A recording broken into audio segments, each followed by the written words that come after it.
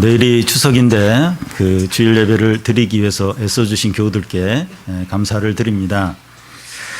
추석을 제일 기다리고 좋아하는 연령층은 어린이나 청소년들이 아닌가 생각됩니다. 학교 가지 않고 이제 용돈을 받을 수 있는 기회이기 때문입니다. 그런데 그 외 대부분의 연령층에게 이 추석은 다양한 생각을 갖게 하는 것 같습니다. 오랜만에 가족들을 만난다는 이제 반가운 마음이 이제 있기도 하고, 또 다른 분은 또 벌써부터 머리가 아프고 가슴이 울렁거리면서 힘들어하는 분들도 있습니다.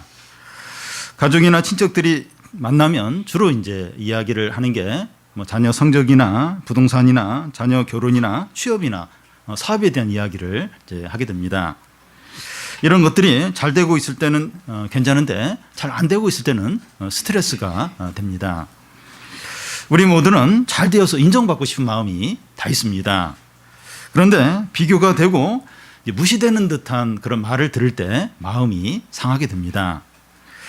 더군다나 가족들이나 친척들이 우리가 믿음이 좋다는 걸 다 알고 있는데 되는 일도 없고 어려운 가운데 있을 때 또 이렇게 또 이렇게 그런 어떤 말을 이제 듣게 될 때 마음이 많이 이제 상할 수 있습니다. 며느리들에게 명절 증후군이 있다고 하는데 크리스찬에게도 명절 증후군이 있습니다. 우리 생각에는 신자들, 특히 이제 믿음이 좋은 분들은 하나님마다 잘 되어서 믿지 않는 가족들에게 칭찬받으면 좋을 것 같은데 현실은 그렇지 않습니다.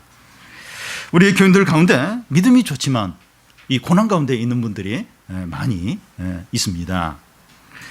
이런 일들을 보면서 믿는 자들도 환난에는 그 예외가 아니다는 생각을 하게 됩니다. 오히려 믿음이 좋기 때문에 어려움을 더 많이 겪는 건 아닌가 하는 생각을 하게 됩니다.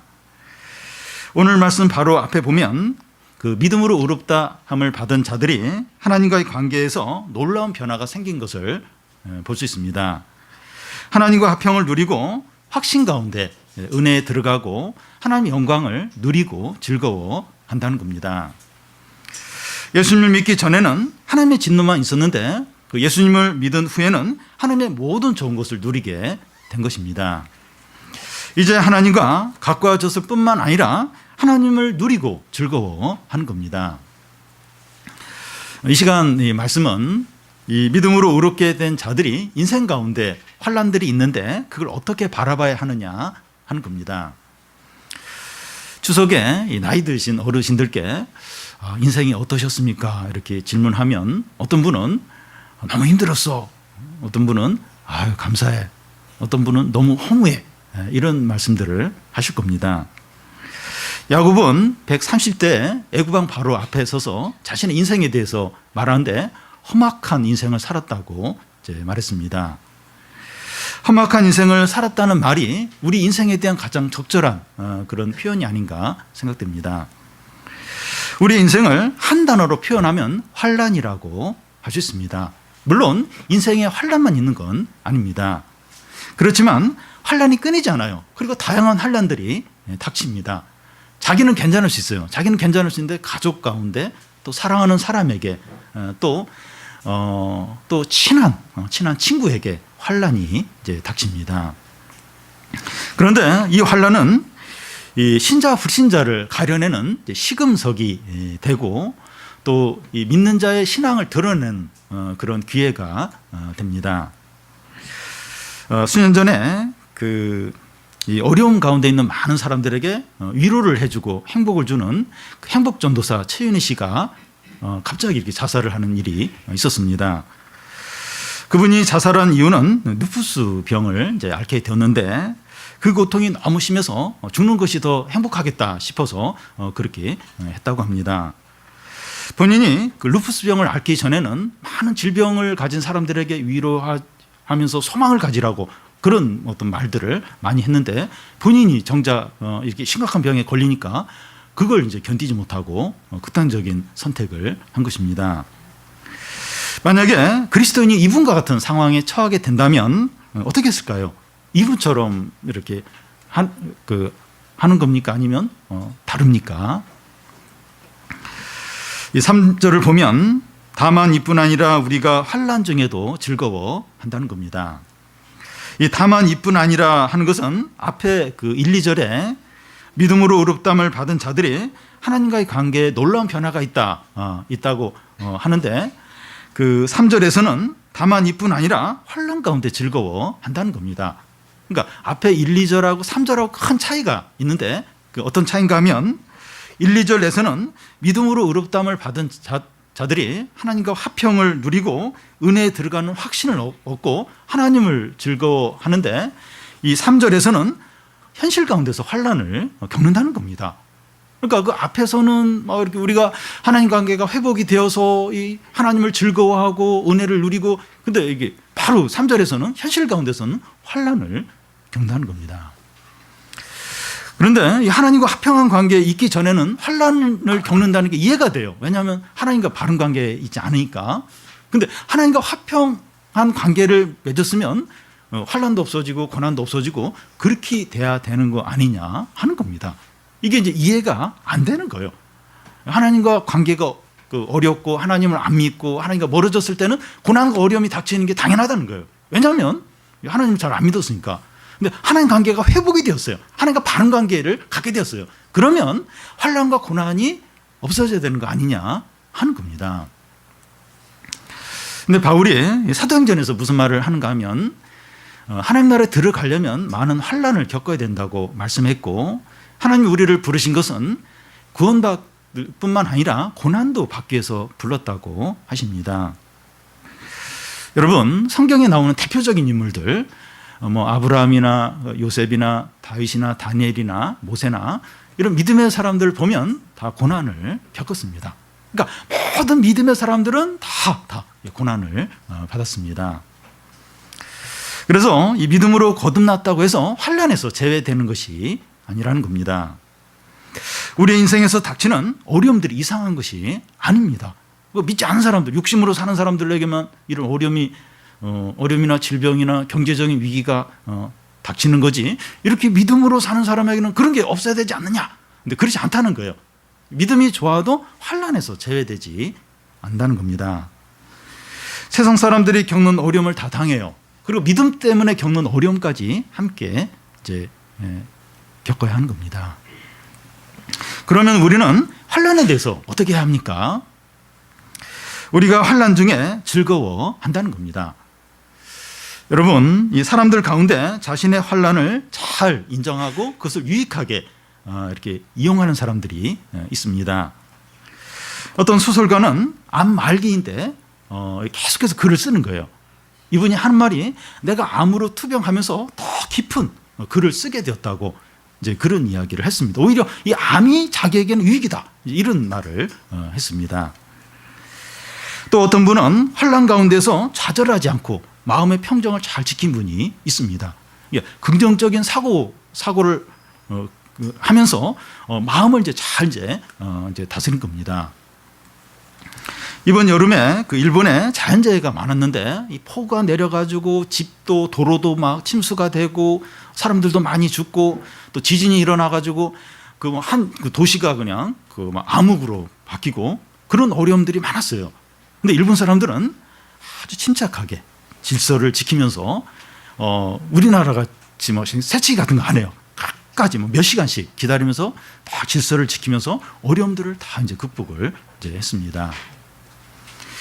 그런데 이 믿음으로 의롭게 된 우리들은 이 환난 가운데서 즐거워합니다. 이것이 환난에 대한 불신자와 신자의 차이입니다. 불신자들은 환난을 유익한 기회로 삼기도 하고 긍정적인 사고로 마음의 평정을 지키기도 하고 침착함과 질서로 그 어려움을 잘 극복을 합니다. 그런데 그들은 성도들처럼 환난 가운데 즐거워하는 건 아닙니다.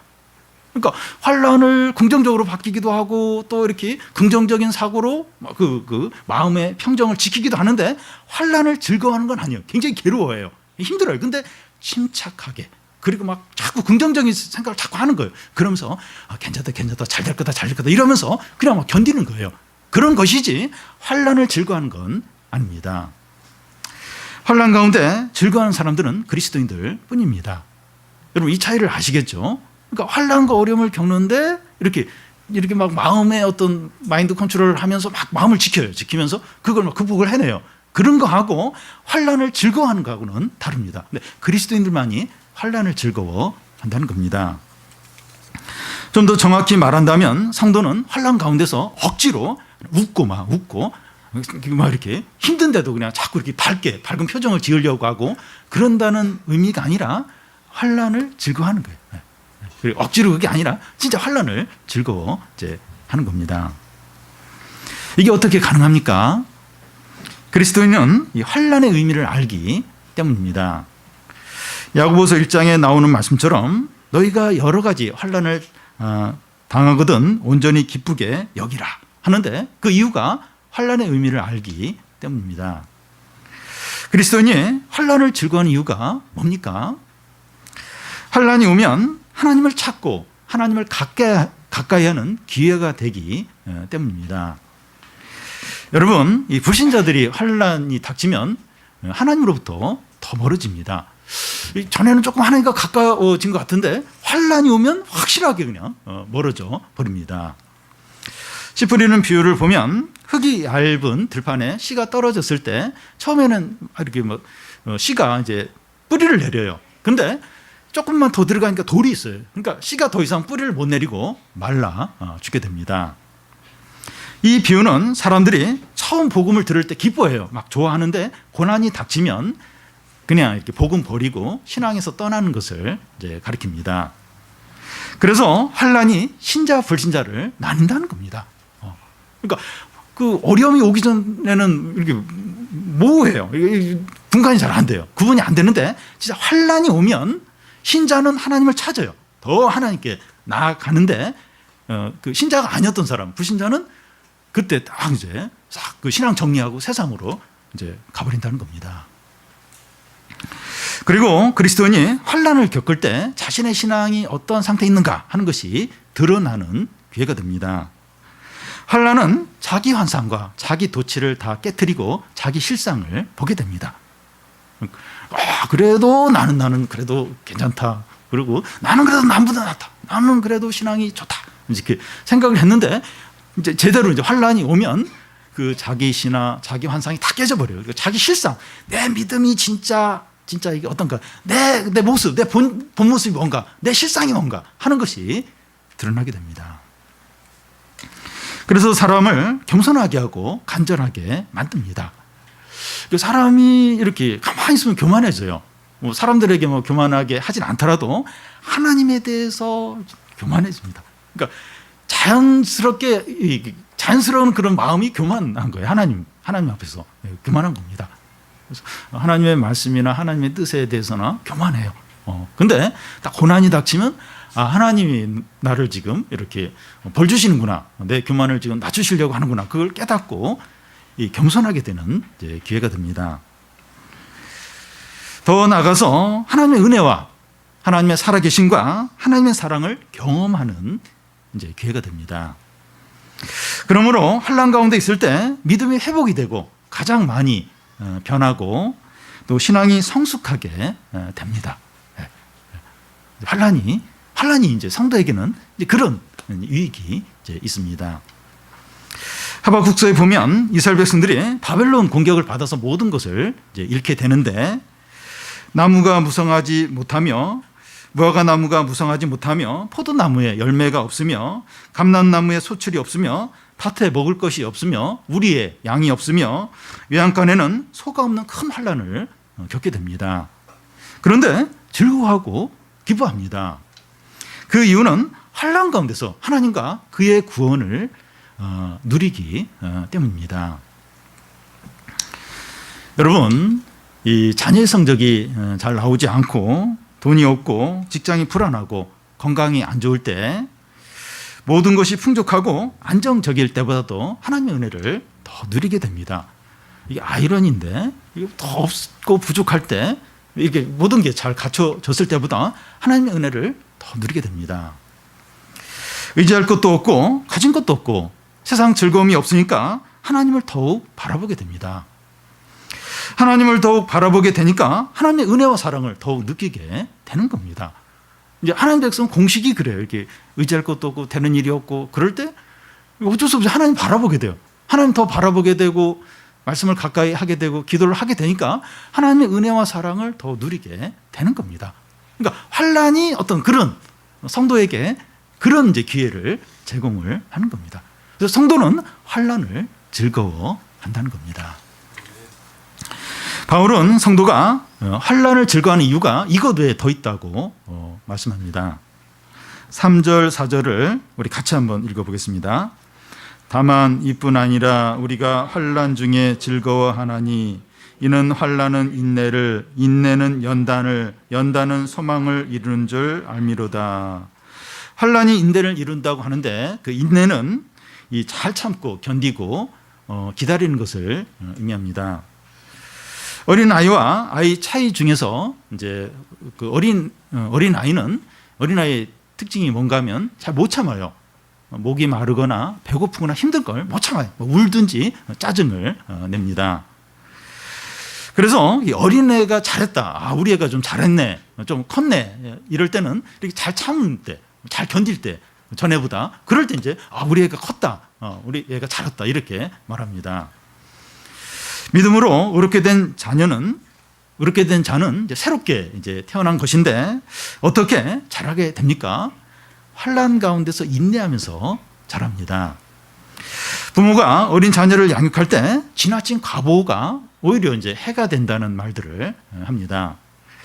우리 사회는 자녀가 하나 혹은 둘이니까 과보를 하게 돼요. 과보를 하게 되고 그래서 오히려 이게 참 해가 된다. 이런 걸 많이 느낍니다. 그래서 학교에서 선생님이 야단치면 부모님이 다 달려가서 왜 우리 애 야단치냐고. 사실 옛날에는 20, 30년 전만에는 그런 일이 없었어요. 우리 애 더 패주라고. 우리 애 못했다고. 근데 지금은 난리가 납니다. 이게 과보가 사실 문제가 많이 됩니다.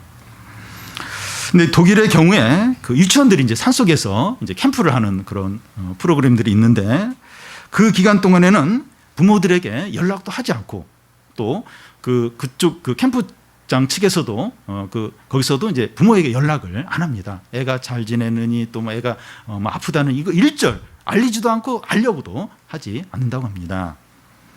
그 캠프에서 무엇을 하는가 하면 여러 위기 상황에서 어떻게 대처를 하는가 이런 걸 이제 애들한테 이제 훈련하고 이런 걸 그런 교육을 이제 합니다. 영국 위쪽에 이 덴마크에 속이 된 이 그린란드라는 그 눈과 얼음으로 덮인 큰 이제 대륙 같은 섬이 있는데 그곳에 사람들이 살아요. 근데 그곳에 유치원이 있는데 그 유치원에서는 하루에 30분 이상 애들을 꼭 밖에서 놀도록 이제 그렇게 한다고 합니다. 애들이 커서 이제 이 추운 지방에서 살아야 되는데 어렸을 때부터 이 추위에 견디는 그런 훈련을 해야 그래야 이제 애들이 이제 이곳에서 잘 정착을 한다는 거죠. 추우니까 감기 걸리라. 그래서 절대 밖에 못 나가게 하고 그게 아니라는 거예요. 이 어려움을 이게 어렸을 때부터 이렇게 감당을 해야 애가 이렇게 잘 성장을 한다는 거죠. 여러분 우리는 그 어려움을 통해서 인내하는 법을 배우게 됩니다. 성도에게 어려움이 없으면 계속 어린아이 상태로 있게 됩니다. 신앙생활을 오래 해도 계속 이제 자기중심적이고 작은 일에 너무 막 이제 거기에 이제 빠지고 너무 이제 어린아이인 이제 그런 경우가 있는데 그러니까 이게 이 어려움을 이제 인내하는 이걸 이제 배우지 못하면 계속해서 어린아이 상태에 있게 됩니다. 그런데 어려움을 통해서 말씀을 적용하는 법을 배우게 되고 이 기도의 능력을 알게 됩니다. 그러니까 누가 도와준 사람도 없고 내가 이걸 감당해야 되니까 전에 들었던 말씀이 생각이 나는 거예요. 그걸 적용하게 되고 하나님께 부르짖게 되고 그러면서 이 말씀이 참 이런 거구나. 이 기도의 능력이 있구나 하는 것을 이제 깨닫게 됩니다. 이게 잘하는 거죠. 어려움을 통해서 잘하는 겁니다. 그래서 성도에게 환난은 꼭 필요해요. 그리고 유익합니다. 3절 끝과 4절 앞에 보면 이는 환난은 인내를, 인내는 연단을 이룬다는 겁니다. 여기서 연단이라고 하는 것은 이 금광석을 재련을 해서 순수한 금을 얻어내는 것을 말합니다. 재련 과정을 통해서 순수한 금을 얻는 것처럼 이 그리스도인이 환난 가운데서 인내함으로 온전한 성도가 됩니다. 야고보서 1장에서도 같은 말씀을 하는데 인내를 잘 했을 때 온전히 구비하여 조금도 부족함이 없게 된다는 겁니다. 그러니까 이 환난을 인내하는 이런 걸 하지 못하면 부족한 게 많은 거예요. 너무 부족한 거예요. 너무 이제 온전하지 못한 겁니다. 근데 이 환난을 잘 믿음으로 인내하면 온전한 거예요. 모든 걸 갖추는 거예요. 그러니까 외적인 이런 걸 갖춘다는 의미가 아니라 참 이렇게 마음의 어떤 그 생각에 다 굉장히 좀 이렇게 어른스러운 그런 게 이제 이 고난을 이렇게 인내하는 걸 통해서 갖춰지게 된다는 겁니다. 그건 이렇게 책을 많이 읽고 이런 걸로는 안 돼요. 이렇게 믿음으로 여러 어려움을 딱 감당하고 인내하고 이럴 때 이제 그 온전하고 부족함이 없이 딱 준비가 이제 되는 거죠. 군대에서 이제 소위로 인간을 하려면 사병들보다 더 힘든 그런 훈련과 어떤 과정들을 겪어야 하는 것과 같습니다. 여러분, 하나님께서 우리에게 환난을 허락하신 목적이 여기에 있습니다. 환난 가운데서 인내해서 성숙해지고 거룩해지고 온전한 성도가 되도록 하기 위해서입니다. 그래서 참 그 자녀들 보면 어떻게 보면 안타깝죠. 이렇게 자녀가 고생하고 힘들어하고 근데 이게 참 필요한 겁니다. 필요하고 그걸 통해서 얘가 배우게 되고 그런 것처럼 우리의 삶 가운데서 여러 참 아픔들, 어려움들 그게 좀 너무 좀 안타깝죠. 힘들죠. 근데 이제 그런 걸 통해서 거룩하게 되고 온전한 성도로 이제 만들어져 가는 겁니다. 연필심을 만드는 흑연하고 이 다이아몬드는 화학 성분이 같은데 엄청난 온도와 압력을 받았을 때 이제 그 흑연이 이 다이아몬드로 이제 바뀌게 됩니다. 성도가 환난을 인내하면 다이아몬드 같은 보석이 되는 겁니다. 우리 교인들에게 환난이 많습니다. 특히 믿음이 좋은 분들에게 환난이 더 많은 것 같아요. 더 환난이 더 많습니다. 부모님의 질병, 또 자녀의 어떤 문제, 또 어떤 사업의 어려움, 또 직장에서의 어려움, 어려움이 더 많은 것 같아요. 저는 목회자로서 참 안타깝고 마음이 아플 때가 많습니다. 그렇죠? 고난이 많았는데, 그리고 믿음이 좋은데, 그래도 이렇게 하나님 뜻대로 살려고 하는데 왜 이렇게 자꾸 이렇게 어려움들, 힘든 일들이 계속 닥칠까? 참 마음이 아프고 힘들 때가 있습니다. 그런데 이 보물이 되어가는 과정이고 이미 보물이 되었습니다. 여러분, 지금 세상에서 자랑하고 인정받는 것들은 풀의 꽃과 같습니다. 일시적인 것들이에요. 그리고 곧 사라질 것들입니다. 지금 사람들이 와 하고 이렇게 대단하게 여기는 건 다 외적인 거예요. 외모든지 무슨 운동선수들 같은 경우는 지금 이렇게 이렇게 좋은 성적이든지 지금 이렇게 기업가들은 지금 잘 나가 기업이 막 매출이 증가하고 사업 확장하고 이런 것들 외적인 것들이에요. 근데 이런 것들은 상황이 바뀌면 싹 무너지고 사라질 것들입니다. 그런데 보물은 날로 새로워져요. 영원합니다. 사람들이 그 경제 위기가 닥치면 다 금을 살려고 그래요. 금을. 왜냐하면 금은 그래도 이제 이게 이렇게 어떤 가치가 계속 유지가 되니까. 그러니까 보물은 그래요. 보물은 날로 빛이 나요. 영원합니다. 우리는 보물이에요. 보물입니다. 우리의 가치와 소중함을 깨달아야 돼요.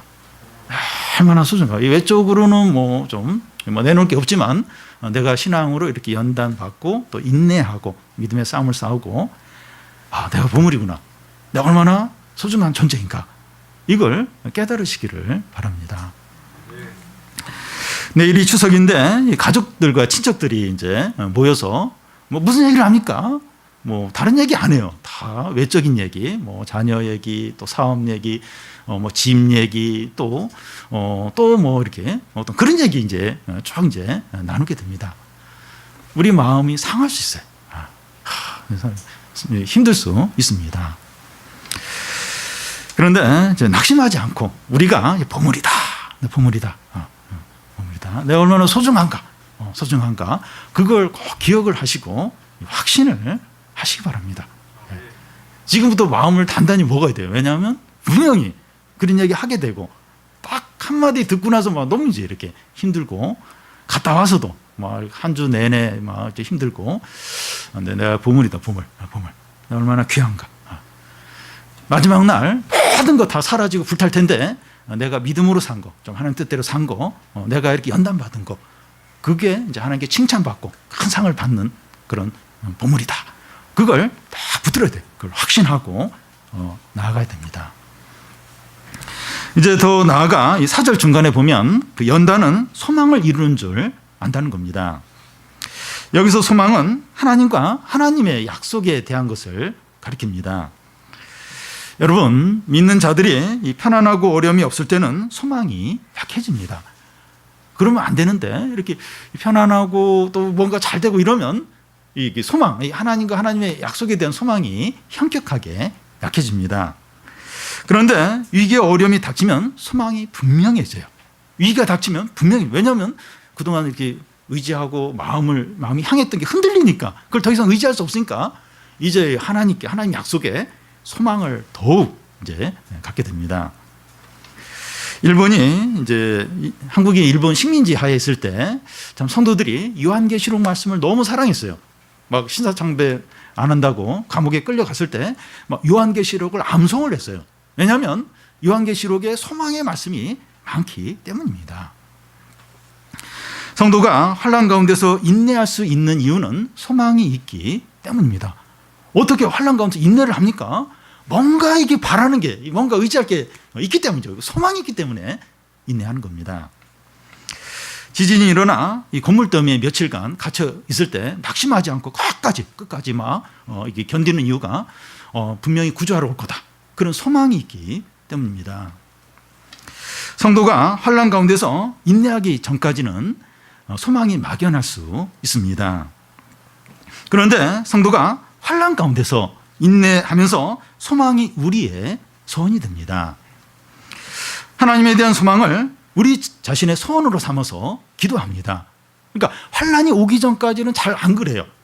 안 그런데 이제 환난이 닥치고 위기가 닥치면 이렇게 하나님에 대한 소망을 우리 기도 제목으로 삼아서 이제 기도합니다. 그 한나를 보면, 한나는 이제 애를 못 낳으니까 분인나로부터 그렇게 무시를 당했어요. 그래서 이제 하나님께 기도를 합니다. 하나님이 저에게 아들을 주시면 하나님 나라에 드리겠다고, 하나님 나라에 사용되도록 그런 일꾼으로 하나님께 바치겠다고 그렇게 기도를 합니다. 그러니까 하나님께 대한 또 소망을 자기 기도 제목으로 기도하는 겁니다. 여러분, 처음에 기도할 때는 뭐 이런저런 이제 필요한 거 달라고 기도를 하는데 환난이 계속 이제 이어지게 되면 기도가 바뀌어서 하나님께 소망을 두게 됩니다. 기도가 단순하게 돼요. 단순하게. 그러면서 하나님께 모든 게 맞춰지게 돼요. 하나님 뜻에 내 이 문제 맡깁니다. 내가 죽든지 살든지 하나님 뜻대로 하십시오. 그리고 하나님의 뜻이 이루어지기를 바랍니다. 그러니까 하나님의 뜻이 자신의 기도 제목이 돼버려요. 그러면서 모든 걸 하나님께 맞추게 됩니다. 환난이 이렇게 만들어요. 그러니까 막 환난이 오기 전까지, 진짜 큰 어려움이 오기 전까지는 뭐 참 어떻게 보면 욕심스러운 그런 제목들이 많아요. 막 좀 복잡해요. 근데 환난이 진짜 계속 지속이 되면 그냥 딱 하나. 주님 이거 하나님 뜻대로 맡깁니다. 하나님 선하신 뜻대로, 하나님 원하신 대로 해달라고. 이렇게든 저렇게 되든 저는 괜찮다고. 하나님 뜻대로 해달라고. 하나님께 모든 소망을 두고 그것만을 가지고 기도하게 됩니다. 그럴 때 놀라운 일이 일어나죠. 큰 은혜가 나타나고 영광이 나타나고 그러면서 사실 자기도 살게 됩니다. 한나가 그 아들만 주면 이제 하나님께 드리겠다고. 그래서 진짜 사무엘이 태어났어요. 그런 이후에 그 사무엘을 또 하나님께 이제 성전에서 일하도록 하나님께 드렸죠. 그런 이후에 한나가 그 애를 5을 낳았습니다. 5을. 하나님은 그러신 분이에요. 이게 하나님께 소망을 두고 막 기도를 했더니 그 들어주시고 그리고 싹 입 닦으시고 또 그것만 기도했잖아. 하나님 그러신 분 아니십니다. 그러니까 이 환난이 그렇게 해요. 딱 하나님께 모든 소망을 두게 되고 하나님의 뜻을 내 기도 제목처럼 이제 이렇게 구하게 되고 그러면서 이제 하나님 뜻도 이루어지고 우리도 풍성한 은혜를 누리게 되죠. 여기 중요한 것은 이 하나님께 대한 소망이 우리를 부끄럽게 하지 않는다는 겁니다. 하나님은 안 보여요. 안 보여서 하나님께 소망을 둔다는 게 굉장히 위험한 일입니다. 근데 하나님께 소망을 둘 때 부끄러움을 당하지 않다는 겁니다. 5절을 우리 같이 읽어보겠습니다. 소망이 우리를 부끄럽게 하지 아니함은 우리에게 주신 성령으로 말미암아 하나님의 사랑이 우리 마음에 부은 바 됨이니. 바울이 자주 쓰는 표현 중에 하나가 부끄러워하지 않는다, 이런 표현을 씁니다.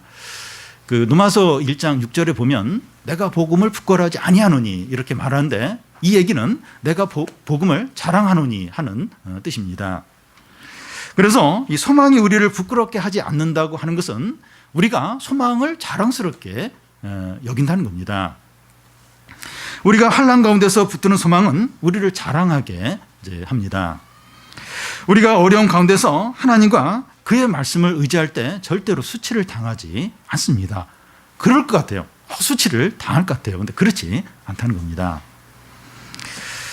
그런 어려운 가운데서 하나님을 의지하는 게 쉽지가 않아요.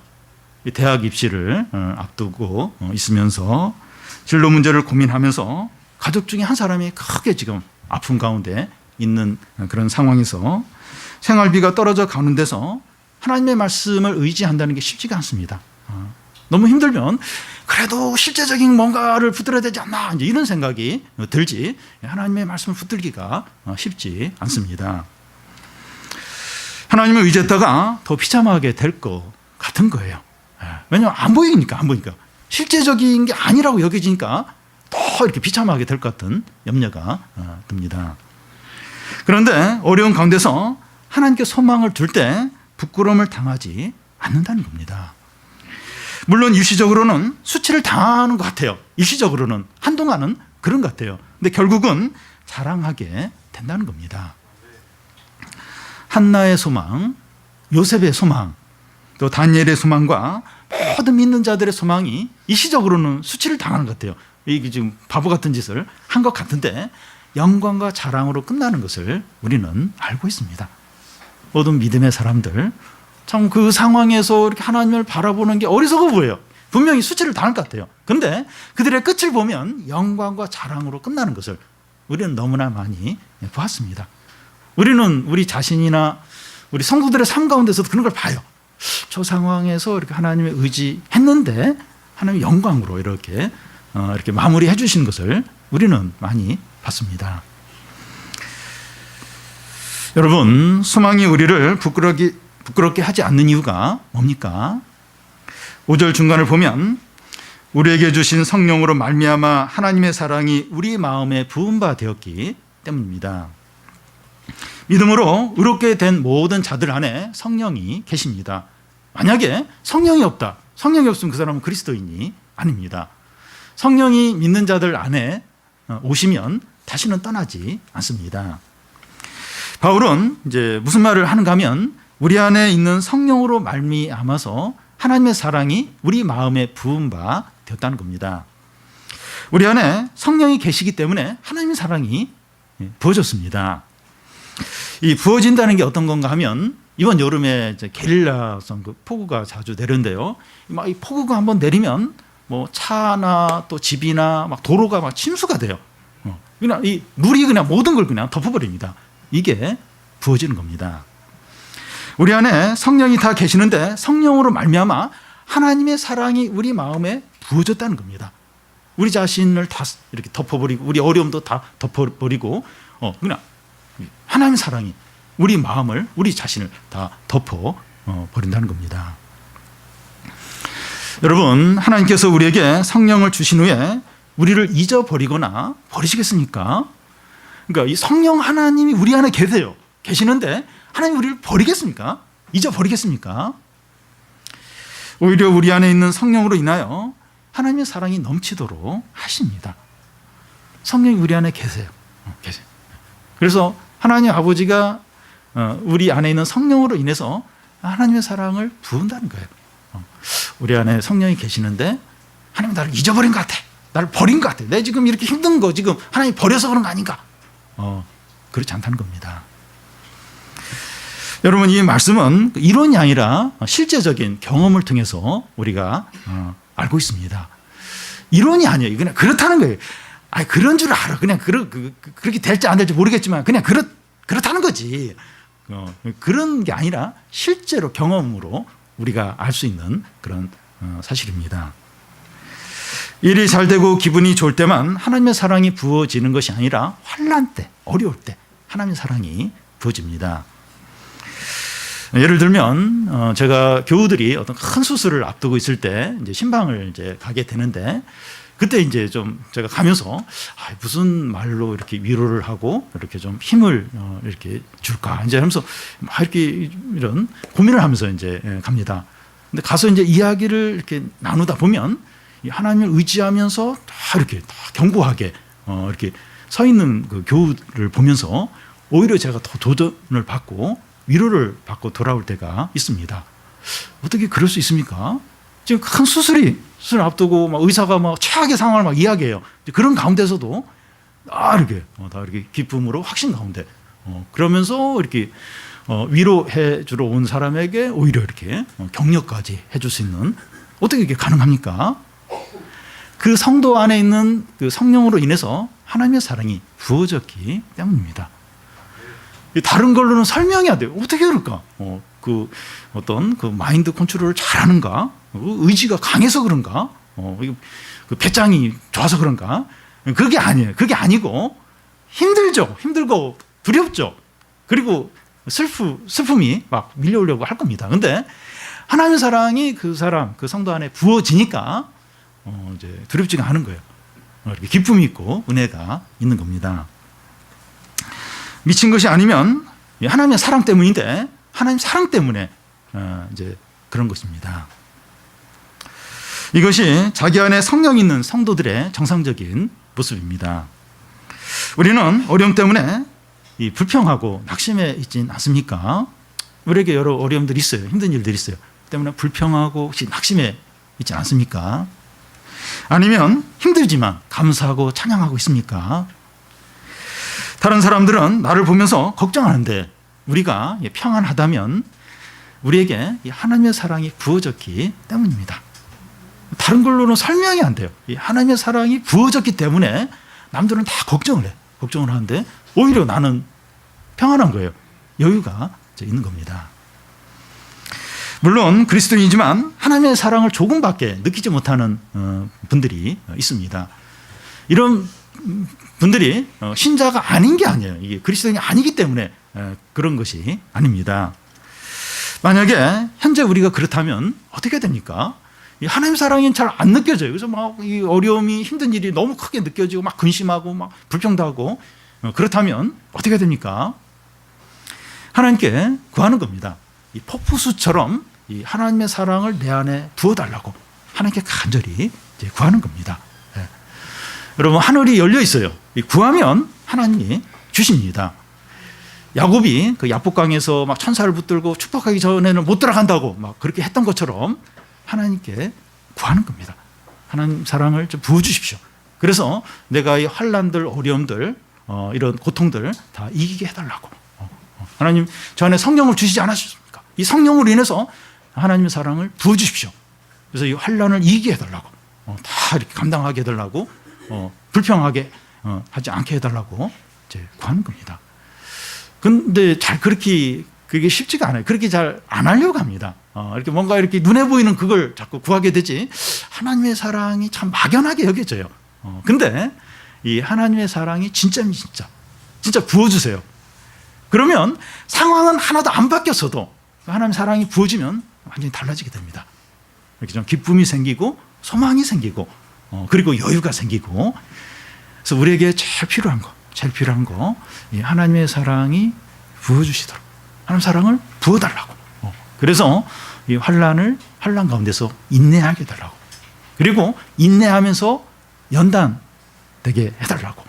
그래서 이 보물로 전에는 막 이렇게 우등부등하고 막 이렇게 보물이긴 한데 이게 뭐 이렇게 그냥 일반 돌하고 별 차이가 없는 것 같고 막 근데 좀 하나님께서 이 연단 과정을 통해서 더 보물로 보석으로 빚어 달라고 더 하나님께서 좀 만들어 달라고 구하고, 그런 가운데서 소망을 갖는 거죠. 소망.